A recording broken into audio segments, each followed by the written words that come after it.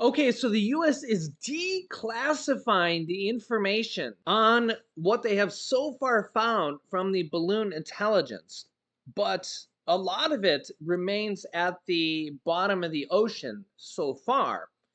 And what else we might be finding here, well, we'll have to see here. Here is President Biden and retired Lieutenant General Mark Hertling from the military. Take a listen here. New tonight, the U.S. military failed to flag an early warning about the Chinese spy balloon as an urgent matter as it headed towards the United States. Sources say top defense and intelligence officials who saw the internal alert on January 27th weren't immediately alarmed by it. It was the day before the balloon crossed into Alaska. Now, the urgency inside the military did not change until the spy balloon moved over Alaska and headed on a path clearly towards the continental U.S. That is when fighter jets were scrambled. Now, all of this news coming a day after President Biden called out the Chinese President Xi Jinping during the State of the Union address. Let's be clear. Winning the competition should unite all of us. We face serious challenges across the world. But in the past 2 years, democracies have become stronger, not weaker. Autocracy has grown weaker, not stronger. Name me a world leader who changed places with Xi Jinping. Name me one. Name me one. Selena Wang is out front in Beijing. Selena, pretty incredible, right? Name me what the passion, the force behind that, pointing, and how was that seen by Xi Jinping and the Chinese government? What's the response? Yeah, Aaron, I mean, that was probably one of the most fiery parts of the speech. He was practically shouting by the end of it. And Beijing's response to the speech has been that the U.S. is smearing China under the, quote, pretext of competition. And so really, in addition to directly calling out Xi Jinping, Biden had also really underscored this rhetoric that autocracies have grown weaker around the world. And we've seen his administration really pose this challenge as autocracies versus democracies. Now, China's Ministry of Foreign Affairs, in response to the speech, also said that they don't want the entire U.S.-China relationship defined by competition. From Beijing's perspective, that speech underscores their view America is trying to keep China down and contain its rise. They really see Biden as building on top of former President Donald Trump's harsher stance on China. They've seen the Biden administration drop these broad new laws and policies that challenge China's influence. For instance, those sweeping restrictions from the Biden administration that chokes off China's access to advanced computer chips and stronger alliances between the U.S. and other countries that they see as anti-China. Interestingly, also during a speech, Biden talked about investing in semiconductor production at home, bringing back supply chains. Beijing accused the U.S. of undermining global supply chains. Aaron. All right, Selena Wang, thank you very much.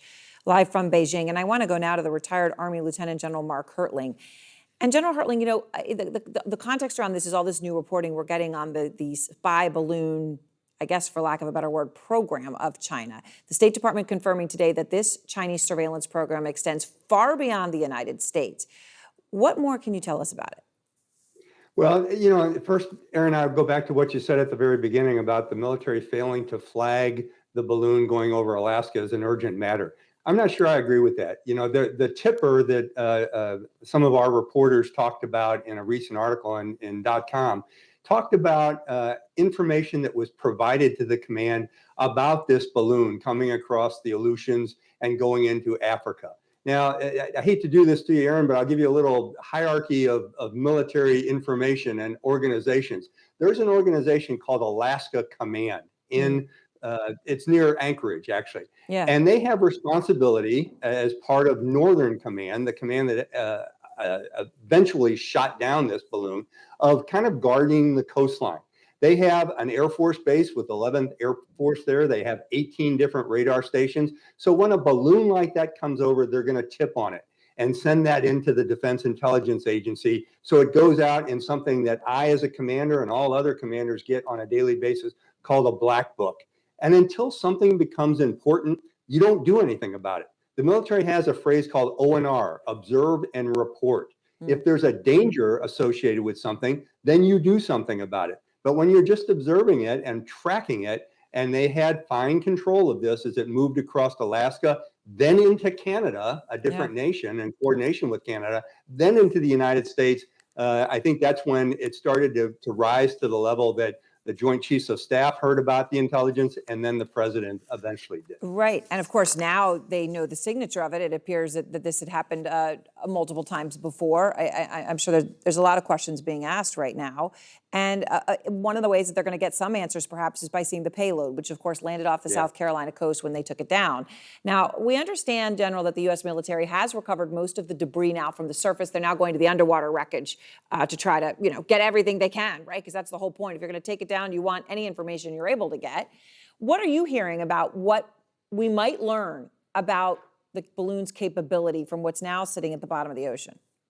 Yeah, I'm hearing we're learning a lot. Now, of course, Aaron, I have to comment that I don't have classified clearance anymore, but I am hearing from some of my friends in the Navy and the Air Force, and they're talking about the kinds of things they're finding.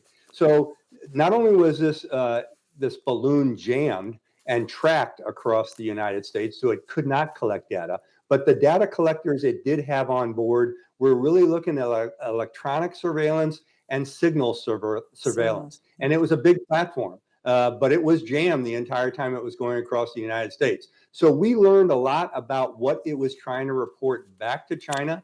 Also, the fact that it certainly was not a weather balloon. But as we collect the data from the ocean floor off the coast of the Carolinas, I think we're going to learn a whole lot more about the equipment that the Chinese used. And by the way, this gave us a whole lot of information on a lot of the other balloons that they're using in other areas of the world, to include, and most importantly, Taiwan.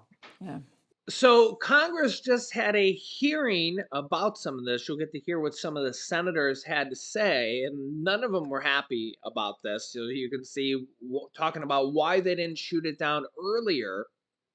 So you can hear what they said here about this, and you can let me know your thoughts here about this. So take a listen to this. Let me know your thoughts on this.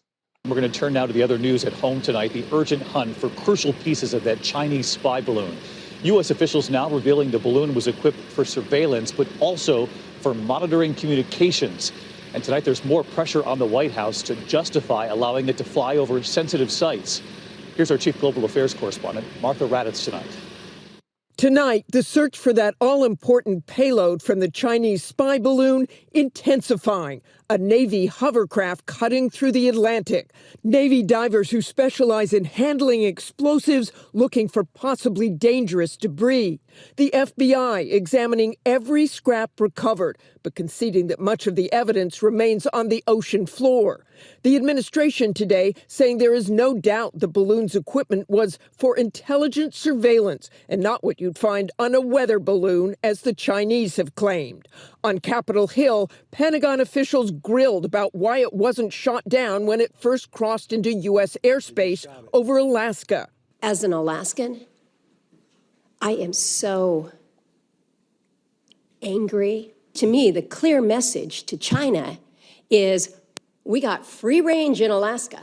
Both of Montana's senators saying the balloon should never have made it to their state. I don't want a damn balloon going across the United States when we potentially could have taken it down over the Aleutian Islands. But military commanders did not deem the balloon to be a hostile imminent threat when it was over Alaska.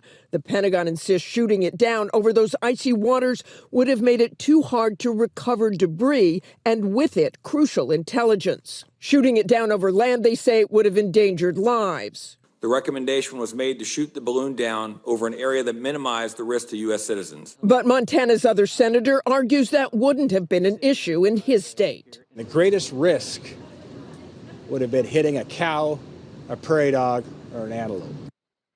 The State Department saying tonight that the balloon was capable of high-resolution surveillance and intercepting communications, but officials say military bases and nuclear missile sites took steps to protect sensitive information, and they're confident that none was collected. Yeah, so now they got these military divers who are trained with explosive training to go down in the depths of the ocean and try to find this stuff and recover the payload. And first of all, will they even be able to find it? Second of all, will they be able to recover it, and will it still be functional and still work? And then if they find it, and will it be intact? Will it still work? Will they be able to get information off of it? There's a lot of ifs here. The other thing you think about here is if they would have shot it down over land, um, I don't think anything there would have survived. So if you think about shooting down electronics over 70,000 feet over land, it would have just exploded.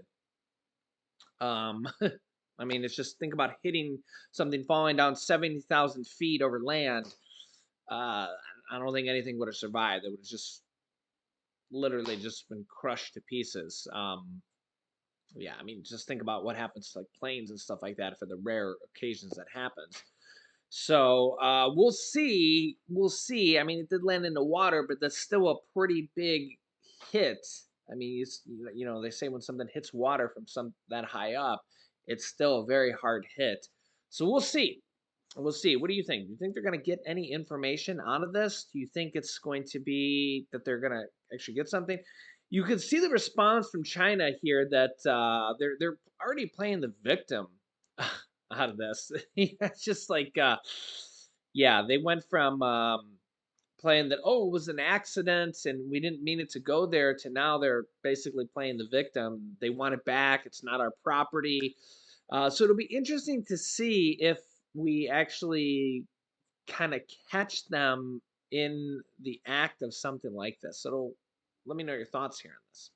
Also, on the House briefing on the China spy balloon, it turns tense with Marjorie Taylor Greene's comments saying, quote, I chewed them out.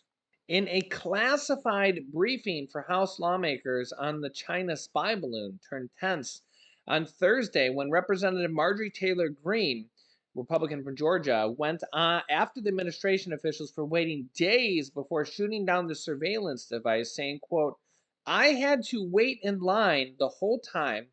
I was, I think, the second to last person, and I chewed them out just like the American people would have. And said, quote, I tore them to pieces. And one lawmaker said that it included profanities. When she got to ask questions, the lawmaker yelled, she was yelling out saying BS and I don't believe you. Just screaming and yelling irrational in my estimation, the lawmaker added. Republicans have criticized the administration's decisions to wait to shoot down the balloon until it was over the water, which allowed the device to travel through the entire country. But President Biden said he ordered the U.S. military to shoot down the balloon as soon as possible, and the national security officials determined the best time to do that was when it got over water. Marjorie Taylor Greene said, quote, I said the president may be a Democrat, but he's still the president of the United States. And they made him look like a fool and made him look weak the week before the State of the Union. I said that publicly, too, by not shooting it down. And I said there was nothing I heard there today that gave me any confidence in what they did. They tried to give me some more excuses, and I said, I don't want to hear more of your excuses. Another lawmaker called the briefing very helpful and very transparent.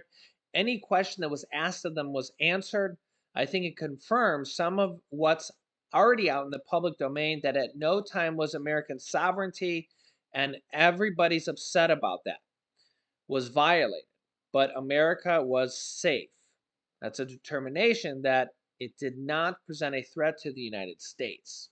Marjorie Taylor Greene has also called for an investigation into why former President Donald Trump was not alerted to the 3 balloons that were apparently flew over the United States while he was president. So I covered that in a previous video.